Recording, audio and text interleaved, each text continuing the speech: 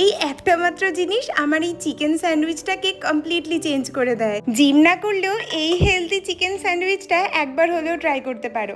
Pressure কুকারে চিকেনের breast সাথে লঙ্কা, রসুন, পেঁয়াজ একটুখানি, দুটো ডিম, তেজপাতা আর সামান্য লবণ দিয়ে 3-4টে সিটি মেরে নেব।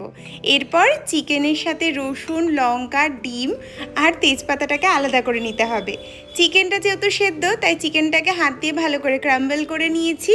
আর ওইদিকে মিক্সিং জারের মধ্যে মেয়োনিজের বদলে দিয়ে দেবো দুটো ডিম, বেশ খানিকটা রসুন, একটুখানি চিলি অয়েল আর তার সাথে একটুখানি অলিভ অয়েল। তারপর স্বাদ মতো লবণ আর একটুখানি জল দিয়ে স্মুথ একটা পেস্ট বানিয়ে নেব। মেয়োনিজের দরকার আছে কি? একদম প্রোটিন প্যাক বলতে পারো। এইবার চিকেনের মধ্যে বেশ খানিকটা ক্যাপসিকাম, পেঁয়াজ আর একটু অরিগ্যানো দিয়ে ভালো করে পুরটা বানিয়ে নিলেই তৈরি।